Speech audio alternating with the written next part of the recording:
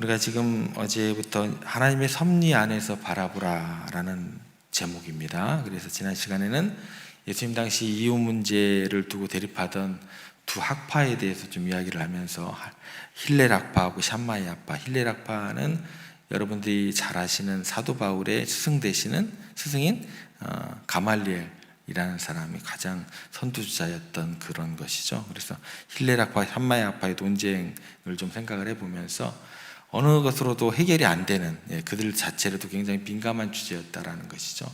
그럴 수밖에 없었던 게 어제 잠깐 설명을 드렸던 것은 뭐냐면 그때 당시에 세례 요한이 죽음으로 이끌게 된 결정적인 것이 뭐냐면 헤롯 왕의 그 어떤 그 모습이죠. 헤롯 왕이 뭐라 그럴까요? 다른 여인을 또 이렇게 쉽게 취하는 어떤 그런 내용들도 있었고, 결정적으로 그 모습 때문에 세례 요한이 죽음에 이르게 된, 그러니까 어떤 질문을 가지고 와도 예수님에 대해서 어느 하나를 선택했을 때 어떤 식으로든 이 사람들 자체가 어느 한쪽을 취했다고 해서 올가매려고 하는 그런 출발이었다라는, 민감한 주제였다라는 것이죠.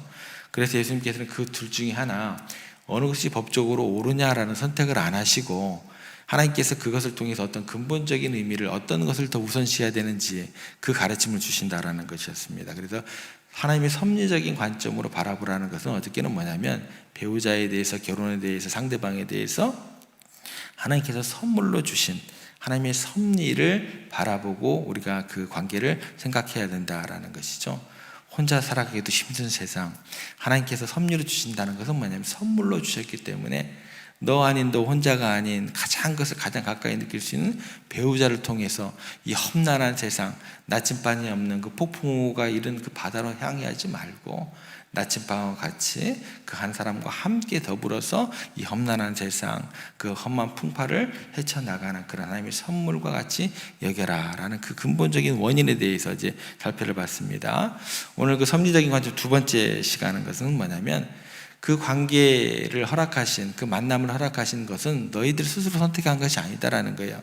하나님께서 주권을 가지신, 섭리라는 것은 뭐냐면 우리들의 의지하고 상관이 없이 하나님의 주권적인 개입이 있기 때문에 이게 섭리가 되는 것입니다. 그러니까 주권적으로 주신 것이며, 그 부부 관계 속에서 신앙의 진수를 느낄 수 있다는 거예요. 주권적인 어떤 그 섭리가 있기 때문에 그 내용을 살펴보려고 합니다. 그래서 성경은 결혼을 통해서 신앙의 진수를 맛볼 수 있는 특별한 은혜의 자리라는 그 설명이 굉장히 자주 주어지게 됩니다. 그래서 오늘 말씀을 통해서 부부의 관계 속에, 결혼 속에서 그리스도와 교회의 관계를 어떻게 접목시켜 나가야 되는 것이고, 그 속에서 신앙의 깊은 의미를 발견하는 법을 예수님께서 어떻게 설명을 해주시는지, 좀 그 내용에 대해서 섭리라는 관점, 더 구체적으로 얘기하면 하나님의 주권이 관계된 섭리, 더 나아가서 그 신앙의 진수를 맛보는 은혜, 이 영역까지 좀 생각을 해보겠습니다.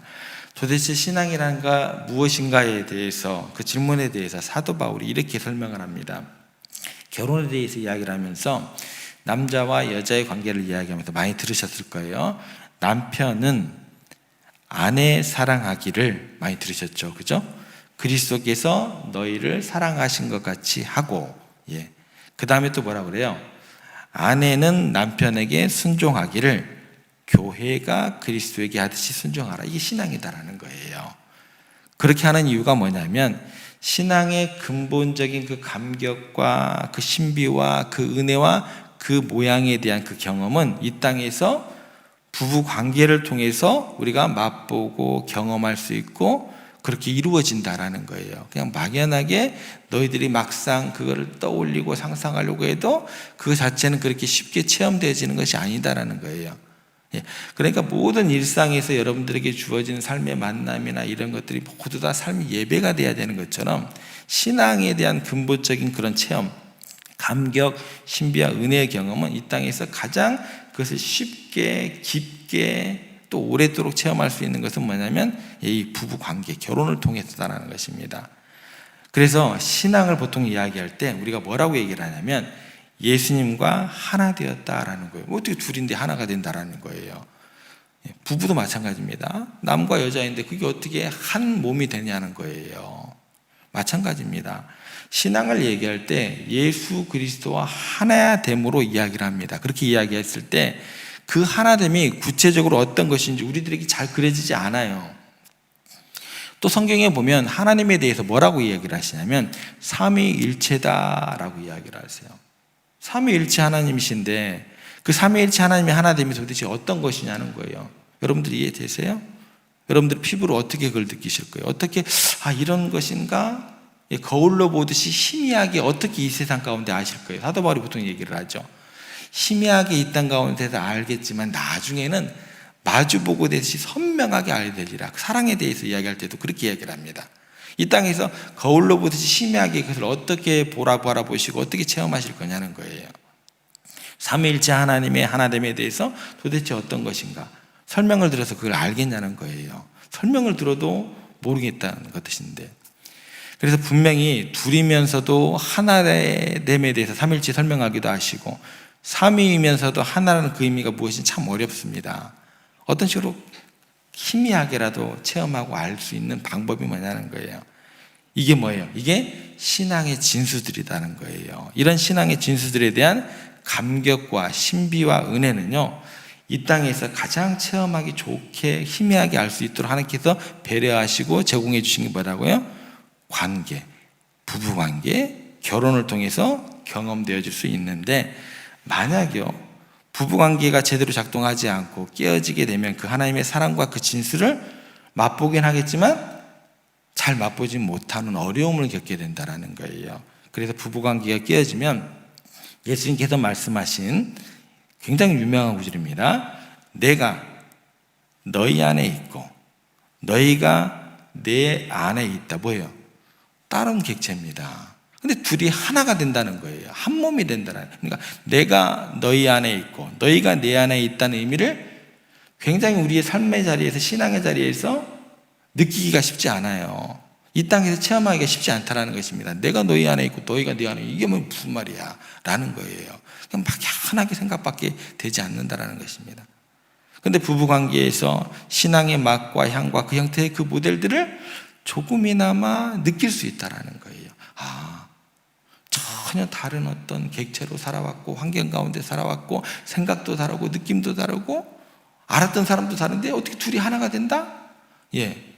부부라는 그 관계를 통해서 더욱더 그 선 기능을 잘 이해하고 그렇게 아름답게 관계하고 있다고 한다면 그 하나님과의 그 신앙의 진수, 예수 그리스도와 하나됨의 그 진수를 우리가 조금은 더 이 땅에서 이런 것이 아닐까?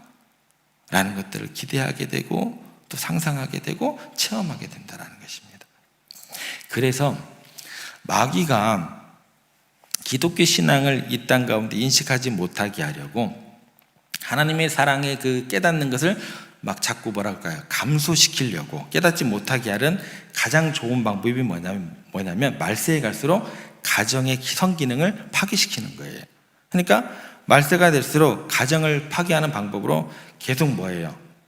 부부관계도 남남인 것처럼 만들어가고 이혼도 계속 늘어나게 만드는 것이고 서로 중화하게 만드는 것이고 서로 미워하는 관계로 만들어가는 것이고 사랑이 싹트는 게 아니에요. 자꾸 뭐가 쌓여요? 미움이 싹트고 남남인 어떤 어색함이 싹트게 만들고, 이게 뭐예요? 이게 사탄의 역사예요. 사탄의 역사가 어떤 막 귀신이 들어와가지고 막 이상한 소리를 하고 그런 것들만 생각하시면 안 된다는 것입니다. 말세의 때라는 것은 이런 것들로 남남인 것처럼 하고 성기능을 방해하는 것들, 막 서로 사랑이 싹트는 게 아니라 미움이 싹트게 하고 이렇게 움직이는 이유가 뭐예요? 하나님의 사랑에 대한 것들도 체험 못하게 하는 것이고 신앙의 진수도 맛보지 못하게 하는 것이고, 이게 뭐예요? 이게 어둠의 세력, 말세의 때예요. 이상하게 전쟁과 뭐가 일어나고 지진이 일어나고, 그것도 맞지만 그 영역만 있다는 것이 아니다라는 거예요. 잘 성경의 관점들을 잘 이해를 하셔야 됩니다.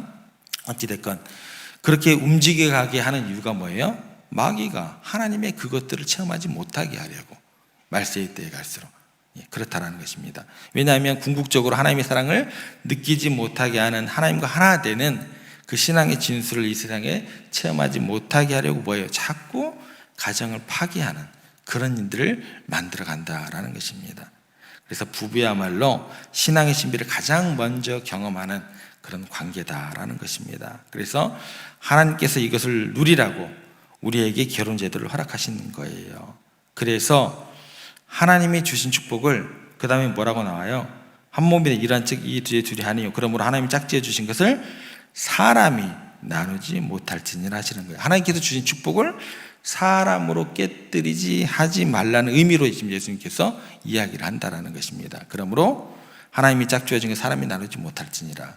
그러니까 결혼은 하나님의 사랑의 아주 중요한 선물이라는 것이 되는 것이고, 이 구절을 생각할 때 이 구절을 떠올리시면 그 신앙의 진수가 더욱더 우리 마음 가운데 더 깊이 박히게 됩니다. 그 구절이 어떤 거냐면 그리스도 예수 안에서 하나님의 사랑을 뭐예요? 끊을 수가 없느니라.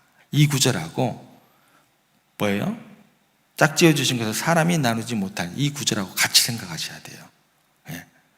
사람이 나눌 수 없느니라 라는 구절하고 그리스도 예수 안에 있는 하나님의 사랑을 그 누구도 끊을 수 없으리라, 이거하고 같이 엮이셔야 됩니다.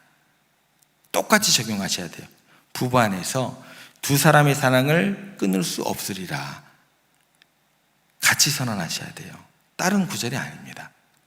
하나님의 섭리 안에서 우리 자녀들을 위해서, 우리의 개인적인 성숙과 발전을 위해서, 그리고 교회를 위해서라도 우리의 가정을 지키고 배우자를 소중히 여기는 그러한 일들을 우리들이 해야 된다라는 것입니다.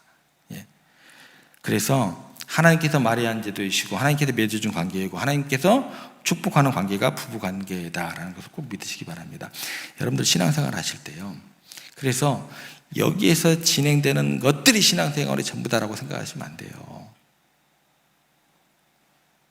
부부 관계도 굉장한 신앙생활에 하나님께서 근본으로 놓쳐서는 안 되는 관계로 여러분들에게 주시는 사명입니다. 그 관계가 왜 그런지 우리가 지금 살펴보고 있다는 거예요. 하나님께서 천지를 창조하신 다음에 그다음에 주권적으로 부부관계를 계속해서 이끌어 가십니다. 그게 섭리라는 거예요. 아담을 잠들게 하시고 하와를 만들으시고 이끌고 아담을 잠들게 하시고 난 다음에 또 하와를 만드시고 난 다음에 아담에게 데리고 오셔서 또 축복하시고 주례하시고, 이것이 다 뭐예요? 하나님의 관심이다라는 거예요. 여러분들이 여기 와서 기도하는 것도 하나님의 관심이지만 내 부부와 또 내 자녀와 내 가정과 함께 그렇게 관계를 더욱더 그걸 통해서 하나님의 사랑과 그런 것을 체험하게 하는 그 관계도 뭐예요? 다 굉장히 중요한 영역이에요. 항상 그래요.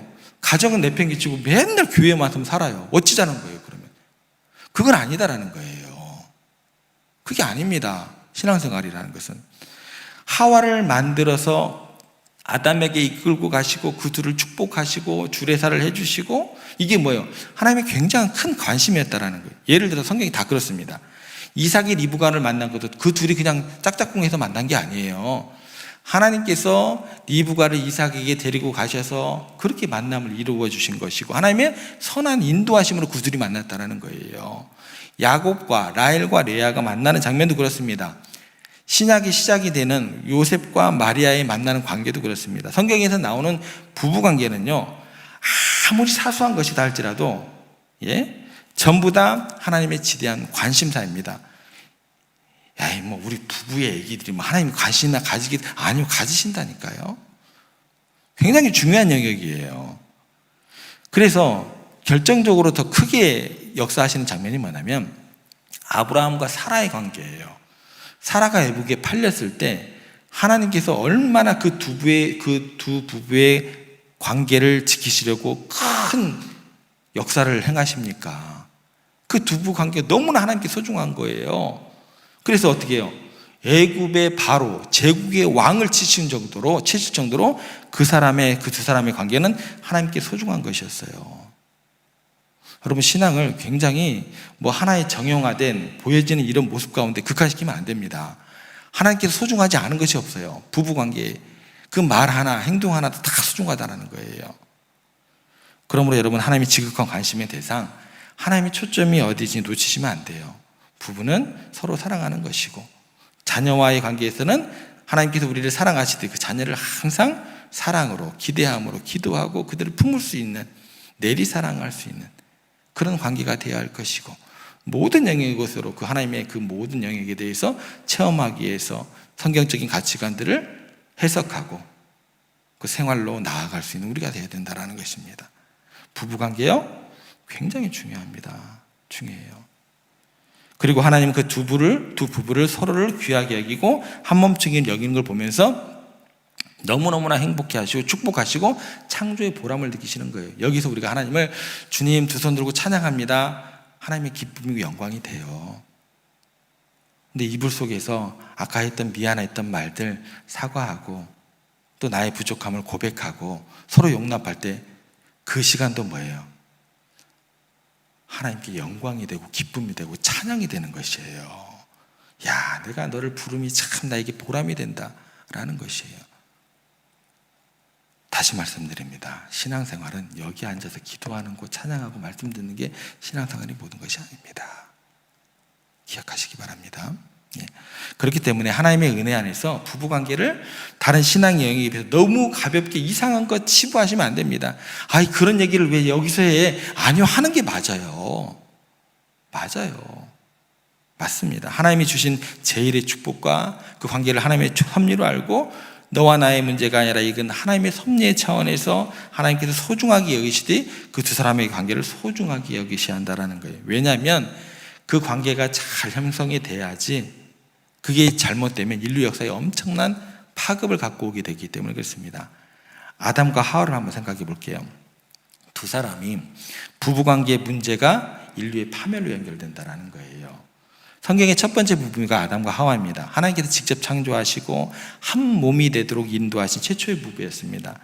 그리고 하나님은 아담에게 돕는 배필로서 그 필요성을 인정해 주시고 하와를 만드셨습니다. 그런데 이 두 사람이 에덴 동산에서 하나님과 완전한 교제를 누리면서 서로 사랑과 존중을 주고받는 관계였는데 그 순간 뱀이 하와를 유혹해가지고 선악과를 따먹게 되었고 하와는 그것을 남편 아담에게 주었다라는 거예요. 이 사건으로 인해서 하나님께 불순종하게 되었고 그 결과 세상에 죄가 들어오게 되었고 서로 피문계되고 비방하게 되는 관계가 깨어져 버리게 됩니다. 그러니까 아담과 하와의 선택은요, 단순히 개인적인 불순종이 아니라 인류 전체에 영향을 미치는 큰 죄악의 시발점이 되었다라는 거예요. 그 둘의 부부관계의 깨어짐으로 인류는 하나님과 하나됨이 깨어져 버렸어요. 단절되어 버렸어요. 죄와 사망의 굴레에 갇혀버리게 되었다라는 것입니다. 굉장히 큰 영향을 미치게 된다는 거예요.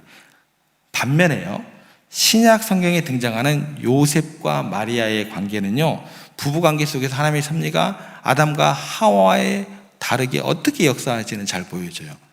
마리아가 성령으로 잉태를 하게 됩니다. 이 소식을 들은 요셉이 큰 혼란에 빠지면서 당시 사회적 간섭에 따라서 약혼한 여인이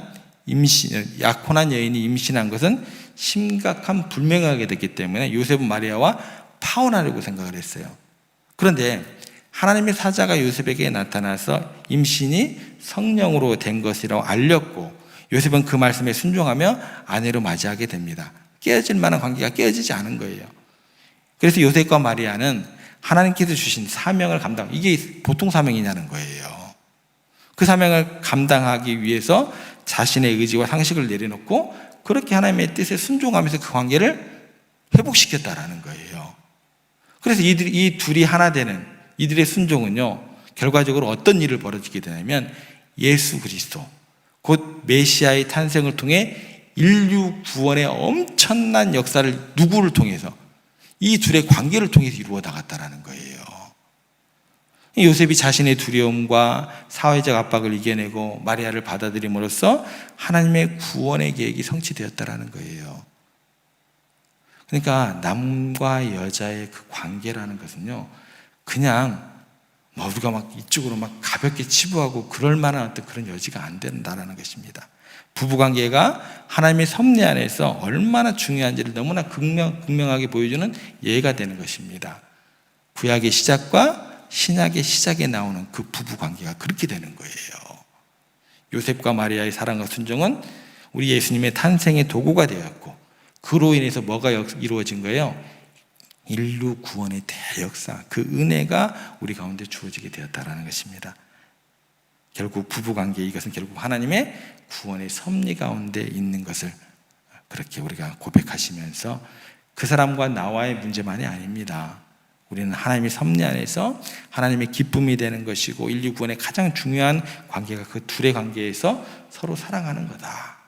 그러한 사명과 하나님의 섭리의 차원에서 그렇게 관계를 다시 바라보시고 다시 회복하시고 하나님 앞에서 더욱더 아름다운 관계를 위해서 우리도 기도해야 할 것이고, 그리고 무엇보다도 예수 그리스도를 신랑 삼으시고 그렇게 아름다운 가정을 이루시고 우리 자녀들의 그 아름다운 가정을 위해서 기도하시고 그렇게 하나님 앞에서 축복을 또 경험하시면서 그렇게 아름다운 가정과 또 가정이 모여있는 우리 교회를 이루어 가시기를 주님의 이름으로 부탁드립니다.